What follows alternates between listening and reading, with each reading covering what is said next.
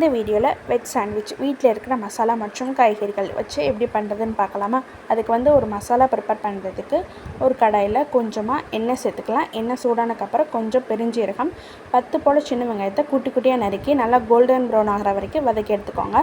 ஒரு medium size உருளைக்கிழங்கு, கொஞ்சமாக துருவின கேரட், 50 கிராம் பட்டாணி 4 மணி நேரம் ஊற வச்சு 5 விசில் வச்சு வேக வச்சு எடுத்துப்பேன்.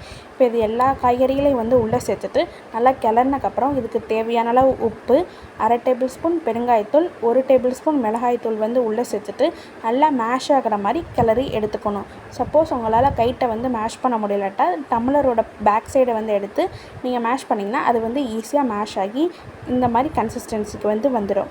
இப்போ மசாலா ரெடி பண்ணக்கப்புறம் நம்ம ஒரு ப்ரெட் ஸ்லைஸ் எடுத்து நம்ம ரெடி பண்ணி வச்சுருக்கிற மசாலா உள்ளே சேர்த்துட்டு அந்த ப்ரெட்டோட எல்லா பகுதியிலையும் பரவுற மாதிரி நல்லா பரப்பி விட்டுக்கோங்க. நைஃப் வேணால் யூஸ் பண்ணிக்கோங்க, இல்லை ஸ்பூன் கூட யூஸ் பண்ணிக்கோங்க. இப்போ ரெடி பண்ணக்கப்புறம் இன்னொரு ப்ரெட் ஸ்லைஸை மேலே வச்சுட்டு முன்னாடியும் பின்னாடி நல்லா நெய் இல்லை எண்ணெய் அதை அப்ளை பண்ணிக்கோங்க. இப்போ தோசைக்கல்லை சூடானக்கப்புறம் மீடியம் ஹீட்டில் வச்சு நம்ம ரெடி பண்ணி வச்சுருக்கிற ப்ரெட் ஸ்லைஸை மேலே வச்சுட்டு அதை சுற்றியும் நெய் இல்லை எண்ணெய் அதை ஆட் பண்ணிக்கோங்க.